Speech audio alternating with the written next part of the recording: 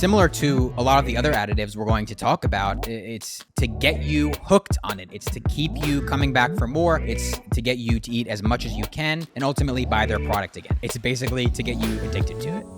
Welcome back, everybody, to episode 8 of the Clean Kitchen Podcast. I'm Kyle. And I'm Kevin. So when I was first diagnosed with Crohn's back in 2018, and I started researching ingredients and really looking into what companies are putting in these food products, I learned pretty quickly that vegetable oils, added sugar, and refined carbs are 3 ingredients you want to stay away from. That's what everyone can agree on. But there's so many of these different additives. It's like a big black hole of additives and ingredients that, some of them I couldn't even pronounce, and some of them I just had no idea what it was. Why is it in this product? So I put together a list for myself back then of top 5 additives that I should stay away from. And today I want to share that list with all of you. I love that. I am excited for this episode. We're going to break these 5 down. We're going to go 5 to 1, and Kyle's going to walk through what the additive is, where you find it in food, which you might be surprised at some of those, yes, and maybe why you want to avoid it. Yes, and like Kevin said, we're going from, I don't want to say good, but not the worst to pretty bad. So You're definitely going to want to listen to this episode until the end. And actually, the number 1 additive isn't even listed on the ingredient label, which is kind of scary. Terrifying. So we'll get to that. All right, so what's the first additive? Natural and artificial flavors. And when I looked into this, I noticed that natural and artificial flavors aren't so different from each other. They're actually very similar. So according to the FDA, a natural flavoring is an essential oil or extract from a plant. Basically comes from something natural, a fruit, a vegetable, an herb, a spice, an animal source. And they can basically take that and then they can go to a lab and they can add up to 100 chemicals to it. And the listing of 100 chemicals, is that coming from a list of stuff? Like where are these chemicals coming from? Oh, they're man-made. They're man-made chemicals from a lab. And the average person that hears natural flavors, they read the ingredient list, they think natural flavors is a good thing. They think, oh, this is way better than artificial flavors, when in reality, it's very, very similar. It's just that initial ingredient, what it's derived from, is different. Yeah. So the FDA allows the use of synthetic additives and different solvents and preservatives and emulsifiers, which can all be included in natural flavors, but the company obviously is not disclosing those ingredients. So it's really almost a workaround for companies to just put it under this term, this umbrella term, natural flavors. And we don't even know what we're eating. Yeah, it's the umbrella term. It's a perfect way to describe it. It is extremely deceiving because you don't know what is included in natural flavors, and it's going to be different from company to company what's included in there. But if we are looking at the grocery store, are there certain categories where we might see more natural flavors than others? I mean, nowadays, you're going to find natural flavors in just about every single product. Protein powders, condiments, sauces, chips, crackers, cookies, salad dressings. It is found everywhere. Look at the ingredient label, and I guarantee you're going to find natural flavors. It's crazy. But in my opinion, and some people will disagree with me, some people will agree with me. Again, this is like a lot of these topics we're talking about today. A lot of them are very controversial.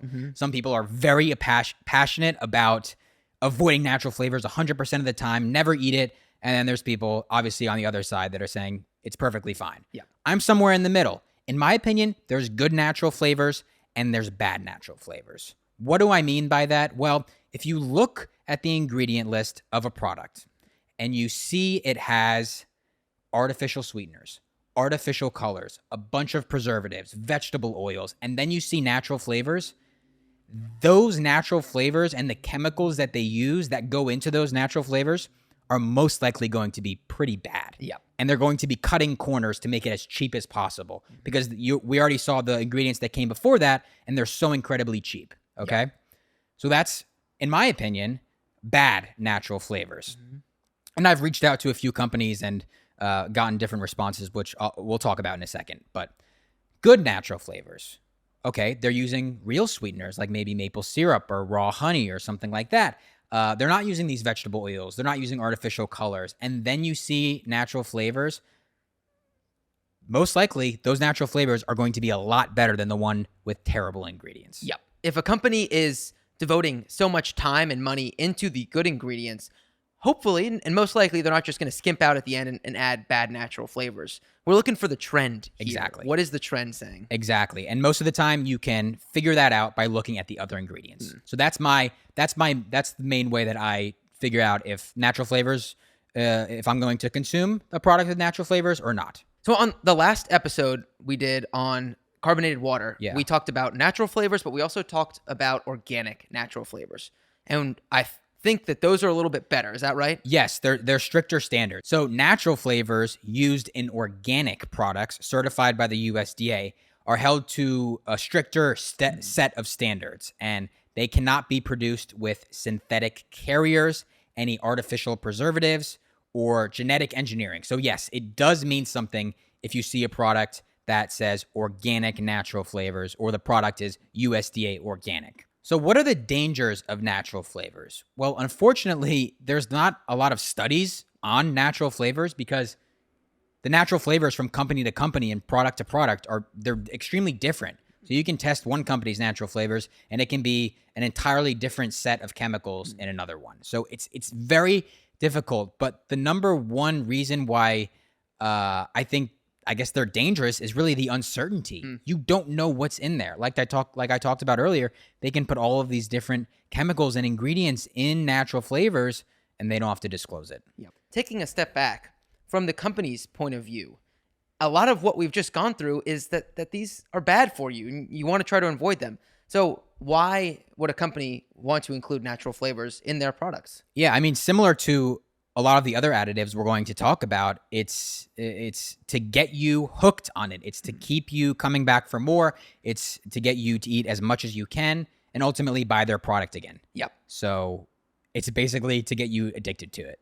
Short story. Yeah. They're chemically changing the product to make it all of those things. Yeah. Which is just wild. And you said you've reached out to some of these companies too. Yeah. Some are more transparent than others. I'd say for the most part, companies aren't very transparent and they'll just give you kind of a BS answer. It's just, oh, our natural flavors are derived from real strawberry. What else? Yeah, that's basically all they say. And then if you go deeper on, like, if you try to like get them to explain more, they'll just be like, oh, it's like proprietary formula. We can't tell you. Yep. So not much there. Yeah. Unfortunately, it's really difficult to figure out what's in those natural flavors. It's crazy. Yeah. So takeaway there is there's a range of natural flavors. Try to avoid the ones where you're seeing it in combination with other ingredients to avoid. But if it's with natural other ingredients that we look for and approve of, then that might be all right. Yes, okay. Exactly. And we kind of hinted at this in an earlier episode, but what's the alternative? Yeah. Does the alternative have natural flavors or does it not have natural flavors? Because if there's an alternative that tastes just the same and, is just as good and it doesn't have natural flavors, I'm going to go for that. So if you thought that was contentious, oh gosh, just wait till we get to 4. Yeah. So coming in at number 4 on Kyle's list of additives to avoid. Yes. MSG or monosodium glutamate. That's a hot topic. Yeah, it's this. Talk about controversial. Yeah. This one's at the top of the list. Ooh. So what is MSG? So it's a salt of the amino acid glutamate, and it's commonly used, similar to natural flavors, to enhance the flavor in foods and make it taste better. Where are you going to find this? Similar things to natural flavors. It's in a lot of snacks, cookies, crackers. It's even in some soup products, deli meats, and many, many other foods. And it'll be under a few different names as well. Companies have figured out that consumers want to avoid MSG. So there's other names for MSG, which we'll talk about towards the end here. Okay. The first thing, when you say MSG, the first thing I think about is actually the video that you did for Chick-fil-A. Yeah. And there were a lot of comments about the MSG in there. And I think you mentioned it as part of that video as well. So I guess it's also pretty prevalent in restaurant food. Yes. So MSG itself, so some people are very sensitive to it. So if they consume something with MSG, they'll get a headache or a migraine, or they'll feel really tired after they consume it. So MSG itself isn't like the worst thing in the world, but there's a lot of controversy around it, like I said, and there's a lot of conflicting research on whether MSG is actually bad or not. I personally avoid it because, like I'm about to talk about, it messes with your brain and basically tells you that this food tastes better than it actually does. That's a crazy concept. Just to take a step back and think about this chemical, this additive can change how we perceive the food we're eating. Yes. So, very simply put, MSG stimulates our taste buds and it makes food taste better. But the problem is that MSG is an excitotoxin or an excitatory neurotoxin. Okay. Which can also overstimulate our brain cells. So in Petri dish studies, it has been shown to damage or kill brain cells when they're exposed to glutamate. So again, these are Petri dish studies, so we can't say that for sure this is happening when we consume MSG. There's something in our body called the blood-brain barrier, which basically think of it as a filter of stuff that goes to your brain. So it lets the good stuff in, oxygen and nutrients, and then it filters out the bad stuff. So any toxins, things like that. So most likely the MSG isn't crossing into our brain and causing damage to our neurons, at least hopefully not. But like I said, in Petri dish studies, it is doing that. Wow. So hopefully our body's protecting us some there. Exactly. But in an outside environment, we can physically see the MSG kind of taking control, which is crazy in these Petri dishes. Yes. Probably not something we want in our bodies. Exactly. So even if you put that aside and you're like, okay, MSG is not harmful to our brain cells or anything like that, why is it in the food? Same reason as natural flavors, to get us addicted, to get us to keep coming back for more. And also, not to mention, if you look at products with MSG in it, it's going to have a lot of other bad products too, or a lot of bad other ingredients too, because that company is going to be cutting corners, making it as cheap as possible and make it try to taste as good as possible and get you addicted to it and buy more. It's crazy. So when I wake up, I'm not normally hungry. I wake up and don't eat until around noon. Yeah. But when I go out to eat the night before, I can tell the next day in the morning, I am hungry in the morning. Interesting. And I wonder if it could be because of MSG. Maybe the food that I had MSG in it, and it almost like wants me to just eat anything. Yeah. I've noticed that. I've been trying to pay attention. Anywhere? Like you go out to eat anywhere or just specific place, like fast food Mostly places? fast food. Maybe if I'm cheating. Gotcha. Yeah. Interesting. Yep. Huh. So that is also another thing that I think about when I think of MSG, that I think it does trigger something in my brain the next day that makes me hungrier. Yeah. Or at least perceive that I'm Great hungrier. food. Yeah. Yep. Yeah. Definitely. Yeah. I could see that. So there's also, I guess you mentioned some other names that MSG goes by. So what else should people be aware of? Yeah. So there's other excitotoxins that act very similar to MSG. Things like yeast extract, which is probably one of the most popular ones out of the ones I'm about to say. Natural flavors actually can also contain certain excitotoxins to make food taste better. And unfortunately, we would never really know because it's just under the term natural flavors. Sodium caseinate is another one, not as popular. And then autolyzed protein is another one. That's a lot of names. But again, those ones aren't as popular. I'd say a majority, it's going to say MSG, monosodium glutamate, or yeast extract. Those are the most popular. Okay. And so MSG comes in at number 4 on our list. Yes. Is this, for you, an avoid at all costs? Yes, this one is. Okay. Even though the, I guess, side effects and symptoms aren't the worst thing in the world, I just don't want that. I don't want to be consuming something that's basically artificially flavored. Right. And so when you go to a restaurant, will you look up before or ask once you get there if there's MSG in the food? No, I don't. No. So there's a chance, I guess. There's definitely a chance that I consume it. Yeah. And it's probably that may be a reason why I sometimes get tired after I eat out or something like that. But no, it's hard because, I mean, some fast food or most fast food restaurants will disclose their ingredients, but if you're just going to, if you're going out for dinner at a random restaurant, their ingredients aren't online, so unfortunately you can't look that up in advance. Yeah. Have you ever been to a restaurant and asked maybe what oil they cooked in? Yeah, or other things like I've that? asked what oil do you cook this in, and can you cook it in different oil? And most are pretty. Yeah. Normally they'll do it. Yeah. Yeah. The problem is, and I was just watching a video about this the other day. Like, you can ask me, like, oh, can you cook my vegetables in olive oil instead of canola oil? And they'll be like, oh yeah, no problem. But then the olive oil they have back there, well, one, it might be fake, but also it's most of the time it's like a blend. So it's like olive oil with canola oil or sunflower oil. So to be totally honest, when I'm out, I kind of just it's not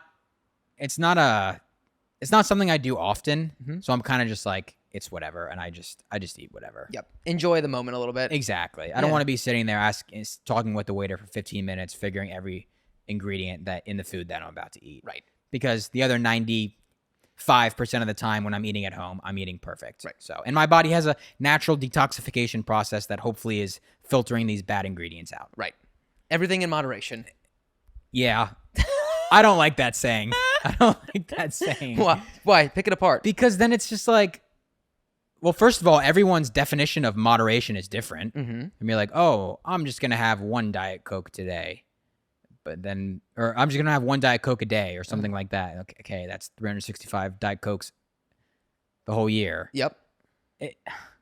I just don't like it. It's too vague. It's too vague. Okay. Yeah. What's the alternative? What's the Kyle approved alternative? The term, or Yeah, like what's your mentality?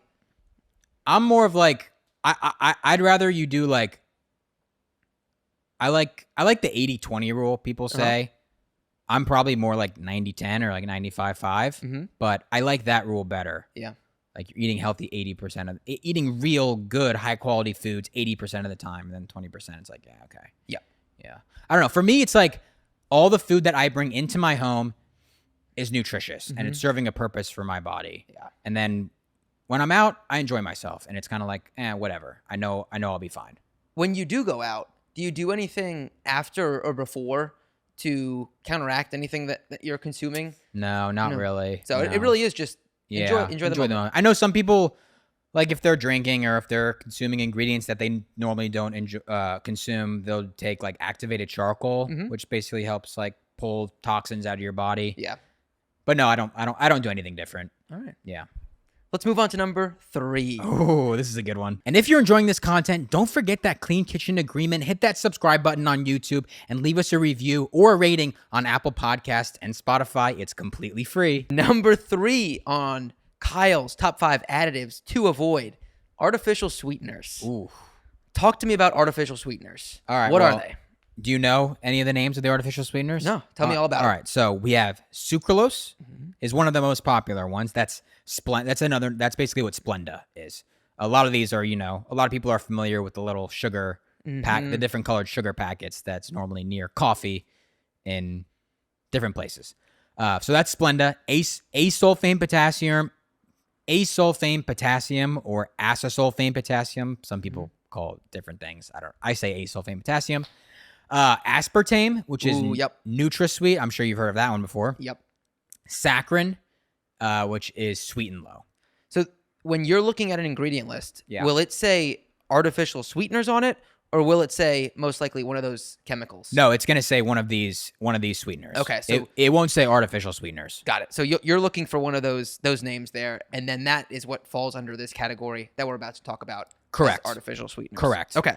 So a couple of those you mentioned stood out. The first one is aspartame, and the first thing I think when I hear aspartame is Diet Coke. Yeah. Why is that? I don't even know why I think that. That's the artificial sweetener found in Diet Coke. And it's bad. Avoid at all costs. Definitely. Yes. Okay. So these artificial sweeteners, like Kevin just said, they're in a lot of low calorie, low sugar diet products. So a lot of low sugar candy, protein powders, actually. A lot of protein powders contain these artificial sweeteners, mainly sucralose and asulfame potassium. A lot of the ready to drink protein shakes too, like basically all, like a lot of the like ones at Costco, so like Muscle Milk, Premier Protein, Fairlife Protein, all of the popular ready to drink protein shakes, which I talk about frequently on Instagram. But these are all they're called non-nutritive sweeteners because they have 0 calories, and that's like kind of the marketing for them. It's 0 calories and 0 sugar. So supposedly they're not supposed to have an impact on blood sugar.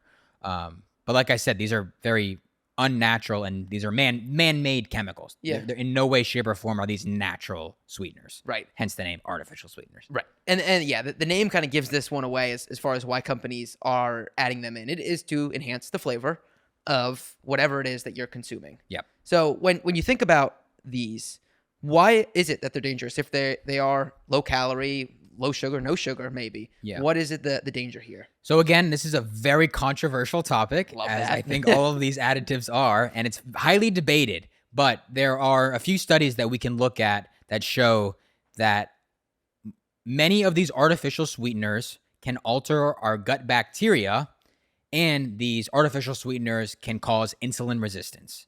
So I want to talk about one study that was published in the journal Nature in 2014. Okay. So the background of this study is that these researchers, they wanted to see what kind of effect artificial sweeteners, particularly the artificial sweetener saccharin, they want to see what kind of effect it had on our body. So what they did was they gave mice water mixed with saccharin, or sweetened low, same thing. Mm-hmm. And they noticed that these mice developed glucose intolerance, which basically means their bodies weren't handling the sugar as well, which is a step towards diabetes. Mm-hmm. And let me just take a step back and say, so there's something called insulin resistance. And this means that our body's cells aren't responding well to insulin anymore. So normally, insulin helps move sugar, glucose, when we eat sugar. It helps move that from your blood into your cells to give us energy. Okay. And when our cells become resistant to insulin, they don't take in sugar as effectively. And then this causes more sugar to build up within the blood. And then over time, the body needs to produce more insulin. And then that can eventually cause glucose intolerance, which is what was happening to these mice. Okay. So that's what they know. That's what they noticed that was happening to these mice. Okay. So they thought, okay, there's got to be a reason for why this is happening. And what they noticed was that there was changes going on in the mice. In the mice. The mice. The mice. Found the mices? Is it mice? No, mice. Mice? Like geese? Yeah, like geese. Goose? Goose, geese, mice, meese. Mice. Found the mices. We'll go with mices. The right. mice's gut. There were changes going on within the mice's gut bacteria after they consumed the saccharin. Okay. So then further, they wanted to test this in humans too. So they got a small group of humans, and some of the people in this group had high saccharin intake. And those people also showed signs of glucose intolerance and had these same changes to their gut bacteria. Let me recap that. Say it back to you. So I know it's a lot. Yeah. So there was a study done, and effectively what happened is the researchers found that with both mice and humans, if they consumed these artificial sweeteners, Saccharin specifically saccharin, yes, they developed a glucose intolerance, which also caused an insulin resistance. And effectively, when you have an insulin resistance, your body cannot absorb sugar the right way. Yes. There's a lot of medical terms there, but effectively the right way. Yes, correct. Okay.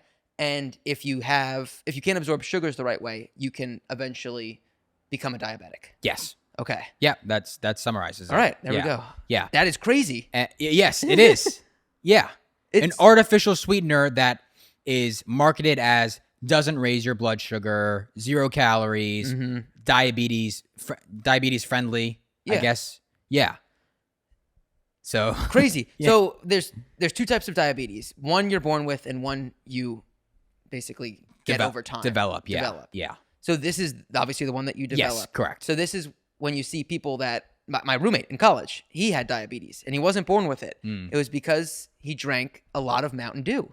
And he's a thin guy in good shape. Wasn't it Diet Mountain Dew or was it regular Mountain? I don't know. It might have been Diet Mountain Dew. Okay. But that's how he got it. The doctors told him you had too much Mountain Dew. Oh my God. And you have diabetes now. Well, I just remember because he came.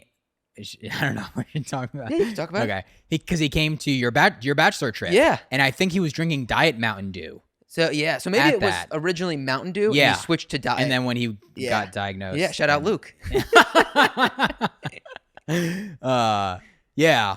Oh gosh. Yeah. But that's crazy. That's exactly what happened. So that effectively sounds like this is how his diabetes occurred or developed. Yeah, but if he was drinking regular Mountain Dew, that was most likely just filled with sugar and high fructose corn syrup. Okay. But that's another way to develop diabetes. Look at that. Just drinking sugar all day. Yeah. And then you switch to the diet and it's not helping. Yeah.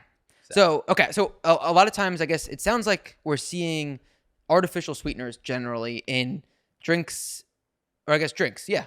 Whether that's the protein ready-to-go drinks or Diet Coke or some other form of drink. Are there any foods that you see a lot of these sweeteners in? I mean, yeah, a lot of keto products nowadays because, keto has become very popular, low carb, low sugar diet. The companies trying to cut corners are putting these artificial sweeteners in the keto products. So, I mean, that can be any cookie, cracker, bread, anything. Yeah. Pre-made meal. It can even have these sweeteners in it. Yep. Yeah. So it's definitely something to keep an eye on. Okay. And I think we'll go deeper on these diet trends. Yes. But keto, just a quick take there. Is keto something that you're a fan of? I think in short term, I think keto can be beneficial for a lot of people, especially if you're trying to lose weight. Mm-hmm. But over the long term, I don't love it Mm-hmm. because you're basically restricting yourself of all carbohydrates, which we need for energy. So short term, yes. Long term, I'd say no. Okay. Maybe a good reset there. Yes. Got it. And going back to artificial sweeteners, can also have an impact on your gut. Yes. Is my understanding as well. Specifically, maybe a couple of them, aspartame and another one. Yeah, sucralose as well Okay. have been shown to alter our gut bacteria. And when you say that, what does that mean? So we have trillions of bacteria in our gut, in our colon specifically, our large intestine, which is where our bacteria should be. A very simplified way of looking at it is that we have good bacteria and we have bad bacteria, and we want there to be more good bacteria than bad bacteria because everything's just better. We're digesting better, less digestive symptoms and bloating or whatever that may be when we have enough good bacteria. Mm-hmm. And that's why people take probiotics. Yep. Probiotic is the good bacteria. That's what probiotics are. So the problem is when we consume certain foods like artificial sweeteners or other ingredients, it can kill off the good bacteria, and then we have more bad bacteria than good bacteria, and then we get all of these symptoms. And again, so much stems from the gut. So it's not only digestive symptoms that you can develop if your bad bacteria take over. It can be anything. It could be sleep issues. It could be rashes on your skin. It could be you're tired. It could be really anything. Yeah. Headaches, migraines, anything. Because a lot stems from the gut. So protecting the gut, making sure we have good bacteria is one of the most important things we can do then. Yes. And artificial sweeteners are taking away the good bacteria. Yes. No to artificial No. sweeteners. So this is a hard pass, hard Yes. no. Oh, never. Never consume artificial sweeteners. All right, putting the foot down. Yeah, no. I hope I'm not consuming it at any restaurants. Right. I wouldn't think restaurants are using these artificial sweeteners in their food. Hopefully not. You never know. Yeah. Yeah. Maybe if they have ingredients, check it. Yeah. I mean, fast food places definitely. Yeah. But hopefully none of the places I'm going to. Yeah. Hope so. Anything else on artificial sweeteners? I think that about covers it. I did read an article a little while ago, but it was the World Health Organization. They actually came out and said that if you're trying to lose weight, then you shouldn't be using these artificial sweeteners because these artificial sweeteners are linked with higher risk of developing type 2 diabetes, which we just talked about, and even cardiovascular disease. Yeah. So even the World Health Organization is coming out and saying that we shouldn't be eating these. We should be consuming natural sweeteners. Yeah. Thinking back on all of the types of products that you said that have these natural sweeteners, they all Artificial sweeteners. Artificial sweeteners, sorry. They all seem like, quote unquote, healthier options. Yeah. Like Diet Coke or Diet Mountain Dew, maybe. Or these protein powders that I think, oh, I'm doing a good thing. I'm getting extra protein in my diet. Or, okay, I'm not having real Coke. I'm having Diet Coke. Yeah. So it's better for me. But that's not the case. Yeah, I'd say this is one of the biggest marketing gimmicks out there. No, artificial sweeteners. Artificial Yeah, sweeteners. because of what they're able to put on the front of the package. Like you just said, the protein powder, all of these protein powders and ready-to-drink protein shakes, they're all like 30 grams of protein, 0 grams of sugar. Yep.